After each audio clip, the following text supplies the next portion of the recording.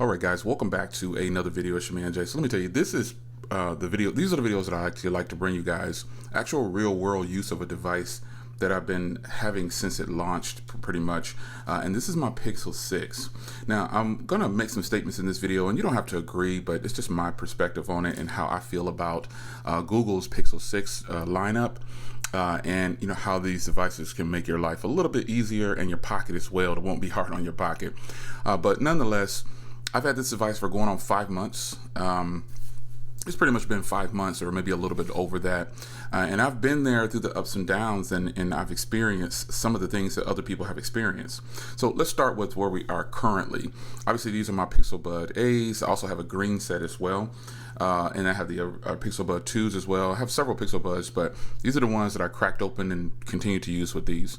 So this is the official Google case. And I just love this case. And I do have like a faux leather case, a brown leather case that I've been wearing. But in the end, I still went back to the official Google case for the full protection. And this is $30. And some people think that this is a lot of money for a case.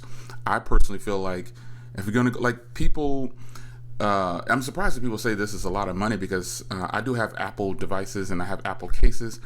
And they're on average probably $15 to $20 more than this easy. So this is $29.99 for a nice protection case. It's a hard plastic, and it has held up extremely well. And I went with this gray looking color because I didn't want to have all of the yellowing happen if I did spend $30.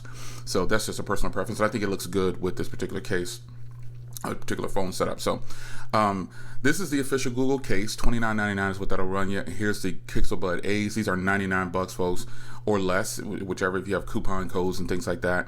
This is just a great setup. So the next case I'm going to purchase for this is the OtterBox. I'm going to grab that from Google too, and I think it's going to be a nice upgrade to this phone right here. So let's talk about the device itself. Now, obviously, I have the Seafoam color.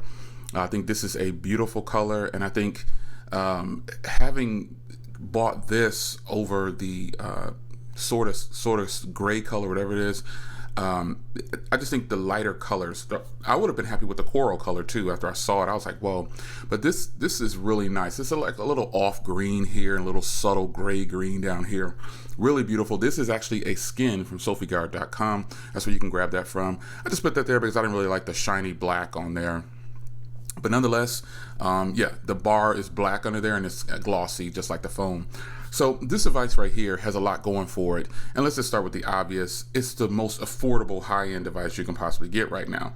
And make no mistake, this is a high-end device. The Tensor chip has proven to hold up very well over time. Even with, we'll talk about those bugs and things that some people are still talking about to this day. We'll talk about that too. But nonetheless, this is by far, to me, just the most affordable, best bang to a consumer's pocket for $5.99. You just cannot beat this setup right here. And I just think it's unrealistic to write this device off as not being a high-end or flagship because it's packing a serious punch, and I think it punches way above its class, weight class in so many other areas. So the hardware on here obviously is holding up well because I've been keeping it in my case most of the time when I leave the house. I do wear cases in the house sometimes, and when I leave the house sometimes I will take off a case and just go just like this, depending on what type of pants I'm wearing or where I can store it at so I know it won't slip out of my pocket, because that's one of the downfalls of this hardware. The sides are matte. They are matte, and that's beautiful. You know, I love the matte sides and just matte altogether, but the back is glossy. And with the back being glossy, I'm okay with that because these are lighter colors. So I'm cool with that. I'm fine with having a light colored device that is glossy. Not my first choice, but still, I'd rather have this or the coral than the darker colors. And solely because it just looks, you know, when I don't wear cases a lot, so you know, you can't see the fingerprints. That's really what it's about, and it still looks real good and clean. So another thing about this, the controversy behind this was the in-screen fingerprint reader. Now I actually have a screen protector on here. That was one of my biggest woes back in the day when I first got this. It was a huge woe. Everybody did not like the fingerprint reader, and I am with you. I tried on Whitestone Dome. I tried different, the Whitestone Dome glass. It failed. I tried just regular screen protectors that were glass. They all failed. And there are some recommended screen protectors, but I wanted to get what I wanted to get. I wanted to try it myself, and I ended up going with some brand. I forgot what it was. They sent them out to me, and they actually work. And that is what you see here. This fingerprint reader is not slow by any means, and is very accurate. Now, at the beginning, though, there was a lot of controversy behind the fingerprint reader, and I don't disagree with you folks. I shouldn't have to wear a certain screen protector just because this fingerprint reader can't handle it. Now, some people say, oh, they should have want an ultrasonic fingerprint reader. You know, I get it, I hear you, but this device costs $599, and I don't know how much more it would cost for them to do all these different things that people are requesting. I just don't know.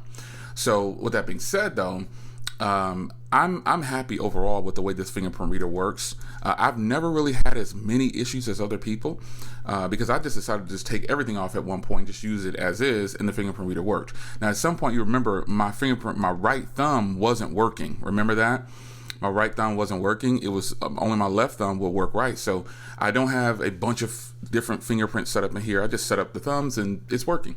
So for me, that woe of the fingerprint reader was such a hassle. It was so annoying, folks. I can't tell you. And that was a real bummer for me.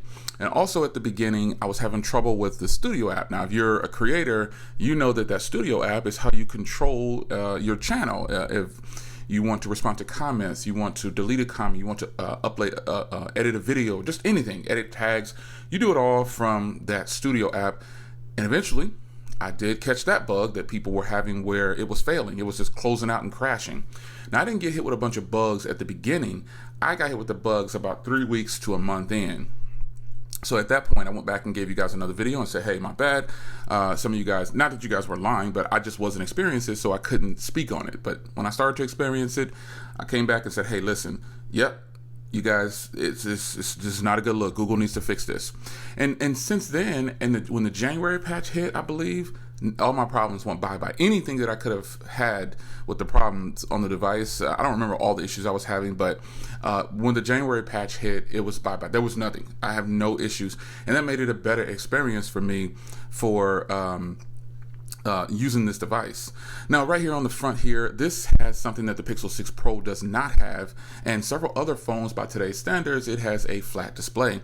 Now, some people really like the flat display. I'm gonna turn the brightness up here, because some of you guys like to have your brightness all the way up. I don't normally run mine like this all day, but some of you guys do it.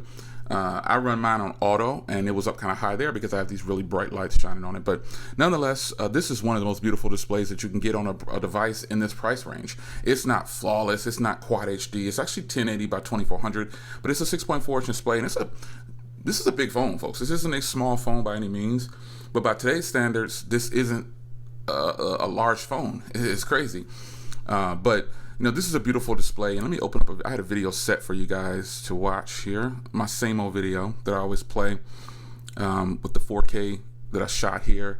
This is not gonna do justice over the video here by recording it, but I'm telling you, it is absolutely stunning. The screen is really, really solid. It picks up 4K content really well.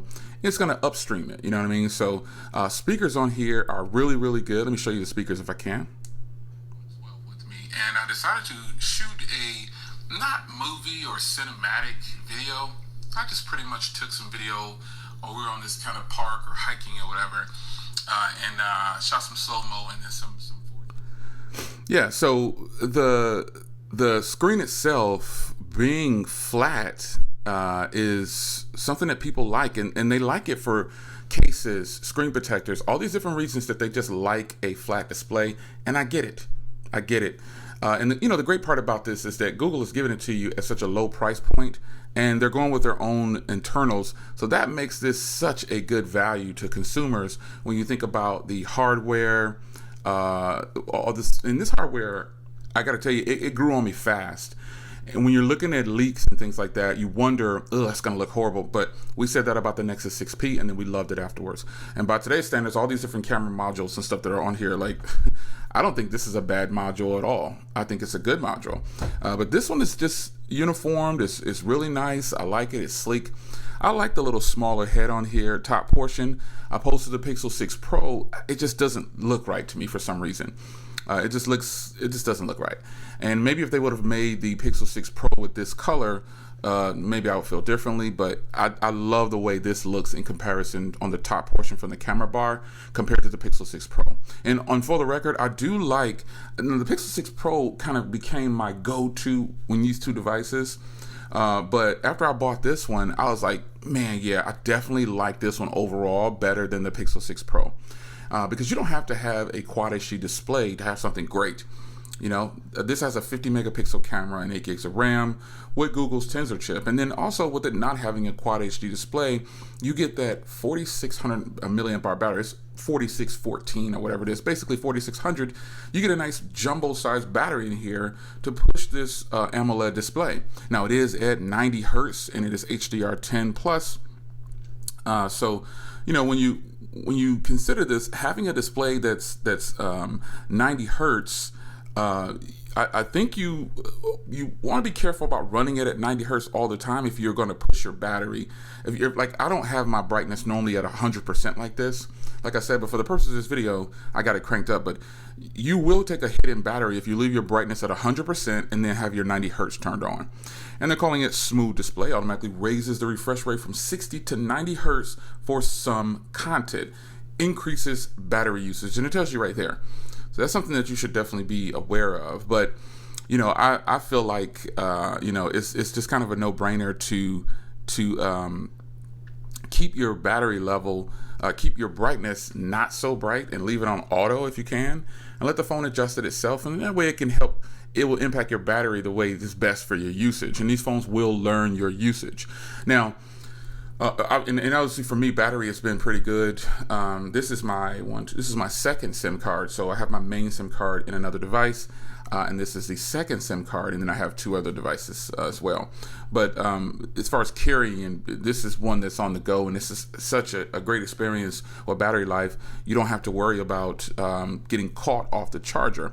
Now it is Type-C fast charging, and I use a 100-watt charger for all of my devices. So, you know, devices now don't come with a charging brick. And that's one of the other big woes behind these devices. And the reason Google kind of can get a pass is just because it's the lower priced of all the devices that are pretty much out right now if you want so-called high-end, high-performing devices. So, yeah, no charging brick in the box. Oh, I'm not happy about that. I don't appreciate it making me buy a charger, but at least this one costs lower in price compared to some other devices, and you're getting a whole bunch of value here. Now, when it comes to, I spoke about the 50 megapixel camera on here. When it comes to cameras, folks, this is always going to be subjective, but some things are not. When I'm taking photos with the Pixel 6, and I just feel like it is just a must for portraits. Like you taking a portrait shot, you'd want to reach for this device first. And I'm not saying it's top of the king of the hill over everything on the market, but I'm telling you that this should be the first one you grab when you start to consider portrait shots, because you will be amazed. Even at this $599 price tag compared to the $899 price tag of the Pixel 6 Pro, you are getting the same performance. Now, I know the Pixel 6 Pro has that zoom lens, but how often will you really use that? Probably not much. So in this situation, I would rather have the ultra wide lens along with the other regular 50 megapixel lens. And I just think the photos and everything you do on this phone for from photos for portrait shots, regular still shots, it is absolutely fantastic. And I don't think for 1 second that you're going to be disappointed in the photos that come from this device. I just don't see it happening. I don't see it happening. I don't see you being disappointed with anything like that. It's just, that's just not how Google rolls. So Google has been known for taking some of the best portrait shots on their devices, and this device is no exception. This thing takes fantastic photos. Now, I normally lean more towards the video side, but to me, it's, you know, these cameras definitely don't compete sometimes when I compare them to, for video that is. Now, they did step it up. Let's be clear here. They stepped it up. But I need you to step it up even more, Google, because you know, having heating issues and things like that, or you don't get a long record time, those things, you know, are probably lean more towards the Tensor chip. I'd want to record for, now in 1080p 30, you can get at it. You can get at it and you can just go. In 1080p 30 or 4K 30, 1080p 30 is more than enough for a person to have a device for an extended period of time, because it's really not about the 60 hertz or the 4K. To me, if you have really good 1080p video, I would take that over shabby 4K video. I mean, why wouldn't you? So this can produce great 4K footage at 4K 60 and 30, but 1080p 30 and 1080p 60 is where this device truly shines. That's just what it is. So I would tell you guys, if you're looking for great video cameras and you're only going to be doing video cameras, I would say keep this device at about, if you decide to get this, and you know, because you can, by today's standards, you can use any of these phones to run a YouTube channel. That is a fact. There are people out there that still use a phone, even in today's age, on how affordable cameras are. Because I definitely wouldn't recommend a person get a phone if they have the budget to use it as their main camera on their channel. I just wouldn't do it. If I did, it would have to be a more expensive device. The one that I know is going to push down that quality and be very versatile and offers a 1 terabyte option of storage, or at least 512. And that is where Google does not entertain that for people. But we'll get to that in a second. But, you know, camera wise, folks, this is absolutely a great set of cameras. You won't be disappointed. The footage is good. The still shots are good. The portraits are good. You are set. You are set. Now, when it comes to storage options, this is kind of where I think they could have done more. Now, I know this device, I'm praising it for being, you know, $599, but I think at a starting price of $599, you definitely could have given us a 256 gig storage. You just could have, because let's be clear, $600 is not a shake in the bucket for a lot of people. That's a lot of money, folks. $600 is a lot of money to spend on a device, and if you're a consumer on a network or something like that, like Verizon, T-Mobile, you know, wherever you're getting it from, you can go up to the highest option, because if you don't want to pay up front, you could just pay monthly. You know what I mean? So some people, like a lot of creators, don't want to be on monthly plans, and so we buy the devices flat out. And the way I do that is I manipulate trays and find old devices. I'll just do something to get, you know, a little bit of money off when I can, and then most of the time I get a military discount, so that's not really an issue. But I would say to those out there, the storage options, I think for $599, after having this for a little bit of time now, almost 6 months, a little over 5 months, they definitely could have given us 256 on the base side for the $599 price. Because the $899 price for that 128 gig, that just not right. It should have started at 256 gig too.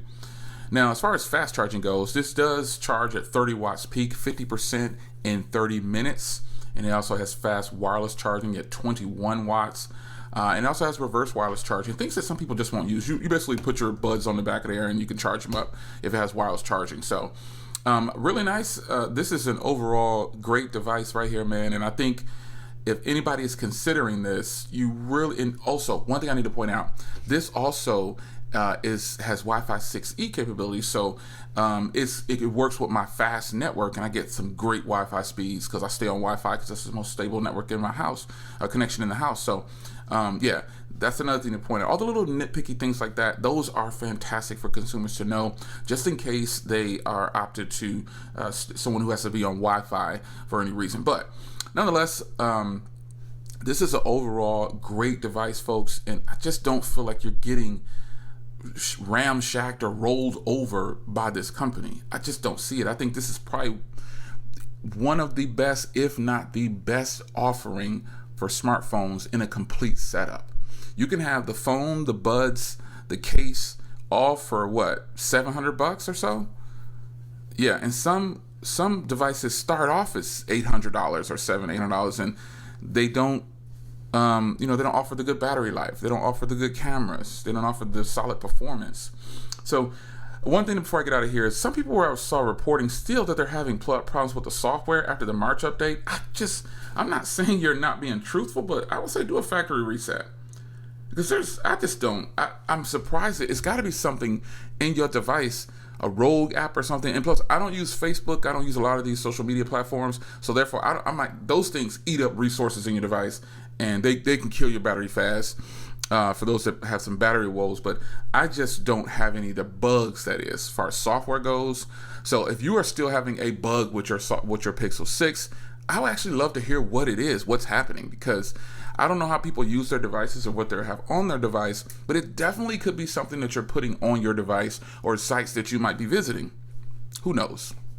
It's your man Jay. Hope you guys enjoyed, and I'll see you in the next one. Take care.